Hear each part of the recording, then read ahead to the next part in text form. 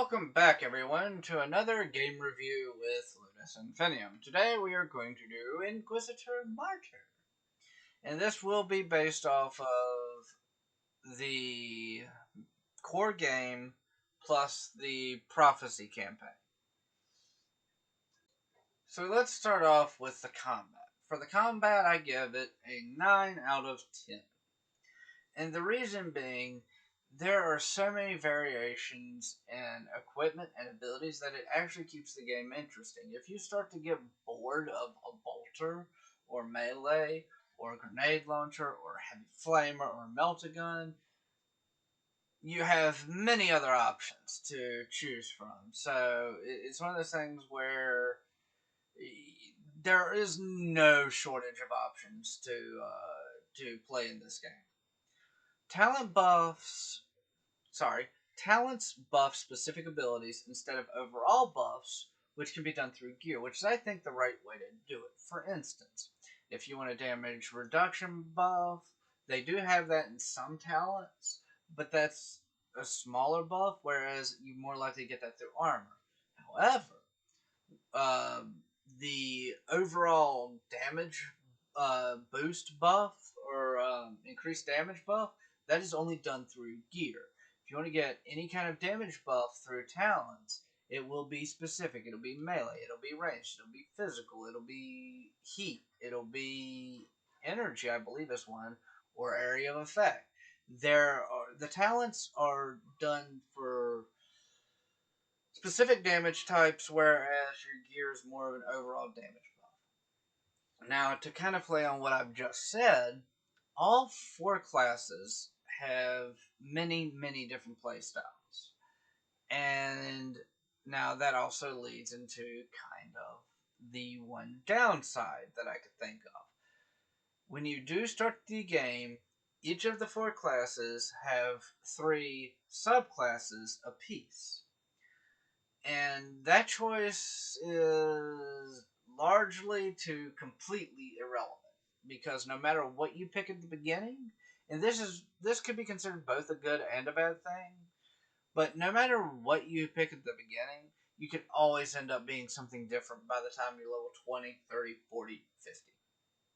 You could pick the Assault Crusader that starts out with a jetpack, a shield, and a sword, along with the Eviscerator 2-handed chainsword, and end up, by the time you're halfway through the campaign, specializing in ranged combat with a bolter and a grenade launcher, or a flamer, or a grav gun. So it could be, you have many options, and those many options do kind of make the beginning choice really irrelevant, and I don't know if I like it or not, which is why I kind of put it in the negative section, because I do see it as kind of like, okay, so if I pick this and I kind of want to stick to it, okay, cool. Maybe if when you chose it, it gave a certain, like, passive boost, like Assault gives, 10% bonus to melee damage, the Demolition one gives bonus to AoE damage. The other one gives bonus to ranged weapons or physical damage, whatever. Do something like that, and that might have made it a little bit more a little bit, just another variation to put into it and make the beginning choice matter. But I mean, granted, it is kind of a small thing, but at the same time, there's an opportunity there to make it at least a little bit better. Now we get into the story, which I gave an 8 out of 10. It's overall a decent story with many interesting turns, most of which I did not see coming. And it has the ability to detach from the story when you want to go level and return. And when you return exactly where you left off. You don't have to go a little bit back, or, you don't miss out on certain things. So that I thought was kind of nice. And it's also kind of, at least I felt like I didn't forget very often where I was in the story. So that was also really convenient. That being said, one of the main pet peeves I had is the tech priest story. It starts off much differently than the other three, and that I'm perfectly fine with. But it feels a bit forced, and where they put the tech priest in just doesn't feel right to me. It's kind of like during the tech priest's prologue, kind of, the other Inquisitor, who you technically played as, is coming back to the Martyr while you escape off the Martyr.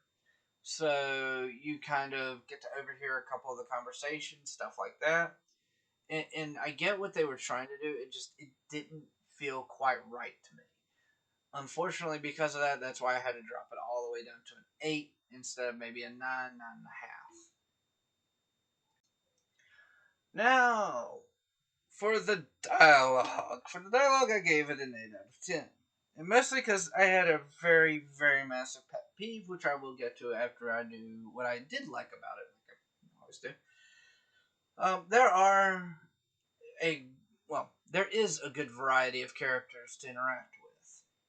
And I did think, for the most part, they were interesting. The Magus Biologus, the Captain, a lot of the, there was another captain that you talked to. I really liked him because he was snarky, even to Inquisitors.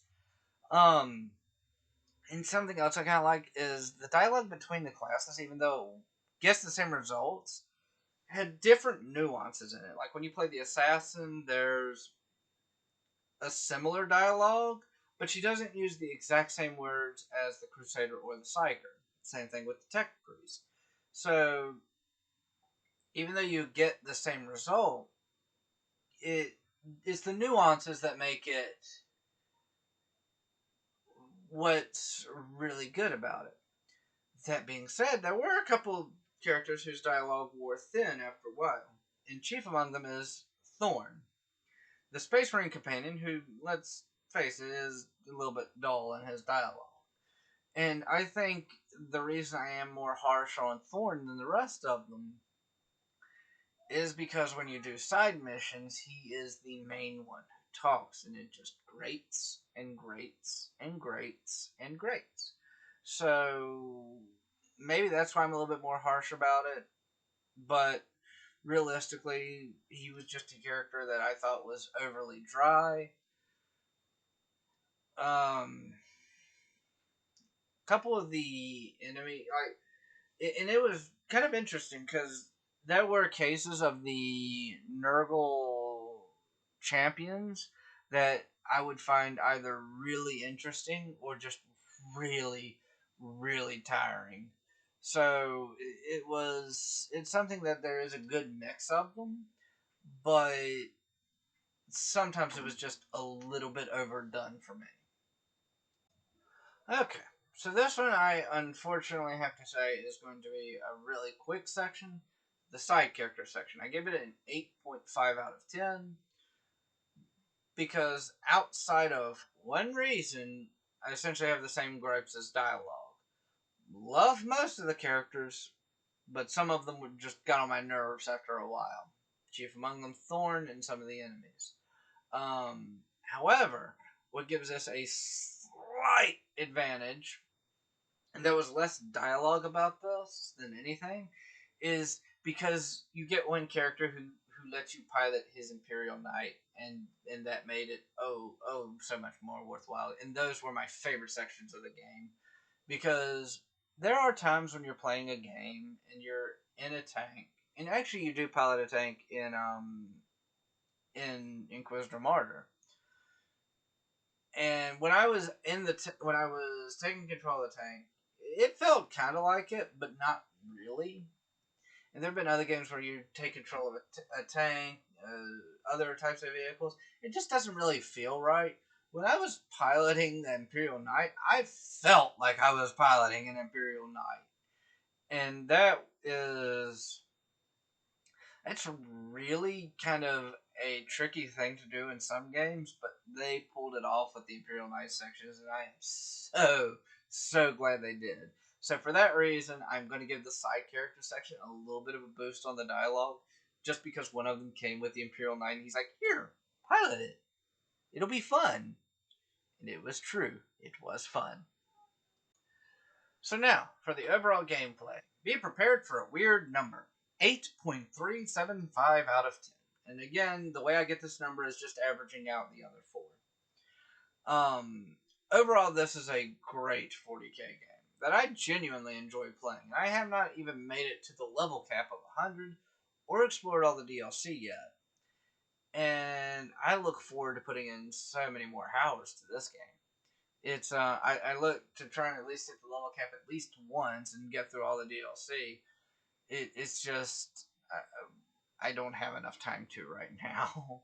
I'm about ready to get back to my full-time job due to I've been out for medical reasons, and also with those medical reasons, for those of you who don't know, this this video releases on the 27th, which is actually a week from today.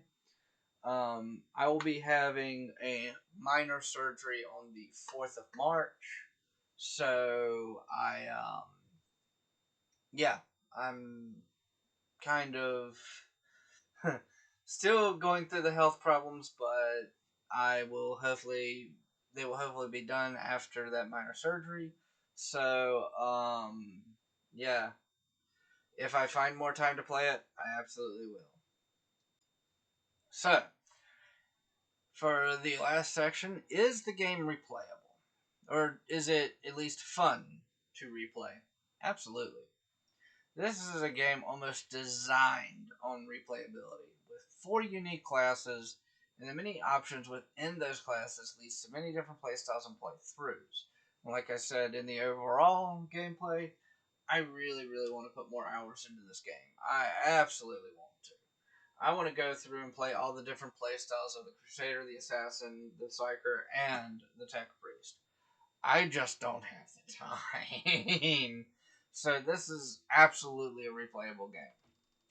But that being said, if you like this video, leave a like, leave a comment. If you didn't like it, leave a dislike. And again, leave a comment. Let me know what you liked and didn't like about what I said. Or if you have a differing opinion, let me know.